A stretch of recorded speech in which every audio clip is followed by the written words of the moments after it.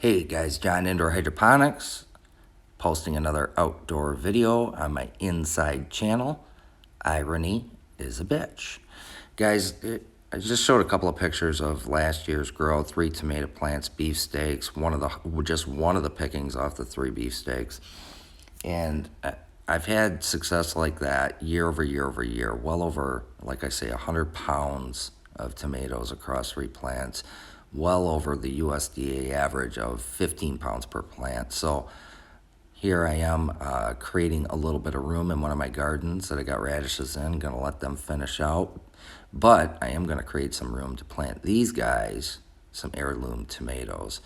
And I am a firm believer in if you set your plants up for success in the beginning, you get rewarded at the end.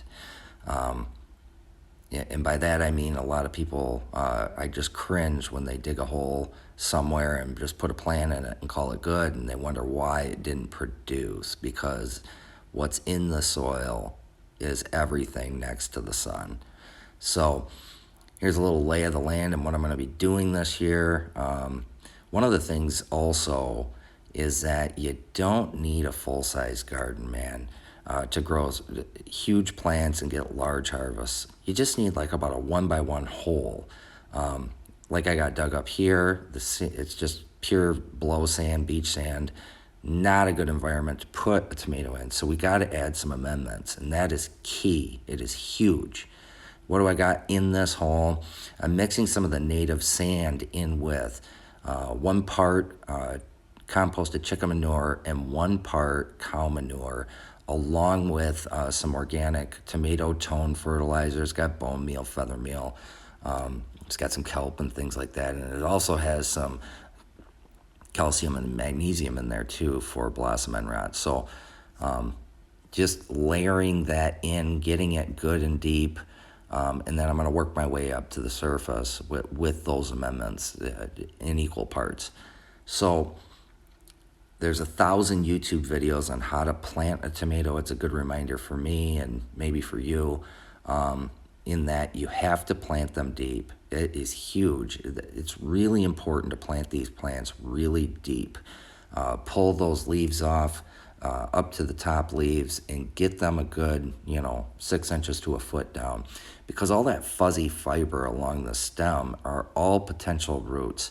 And the more roots you got in the ground, the more nutrient and water uptake these plants can get, and the healthier they'll be, and the more disease resistant they'll be as well. And then obviously mulch around those plants, keep the water in, give them a good watering after each one. And here's another example of me digging on the other side there, just a little hole in my grass that I'm going to put cages around at some point here. Up towards the top of that last screen, there was a little bag on the ground. And what I'm trying out this year is some Granular Micorrhizae.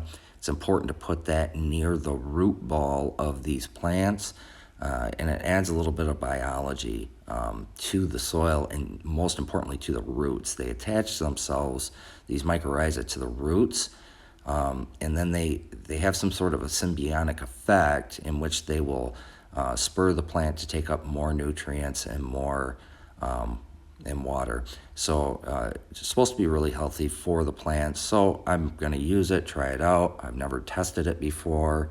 I've used it in some indoor grows, but I've never tested it against like a control group. Sounds like a good project for this winter. Nonetheless, the variety of tomatoes I got in there: 2 mortgage lifters, 1 Amana orange, 1 Cherokee purple, and 3 San Marzano, guys. So that's how I get started with my tomato plants, getting really good success for years and years and years on that method. So guys, hopefully I'm the only one that's behind in gardening this year, and that you guys have a good start. But that's how I get really good success starting out tomato plants. So I'll vlog on this throughout the rest of the grow, from caging to suckering to pruning and to harvesting. So guys, thanks a lot. Appreciate you stopping in, and peace.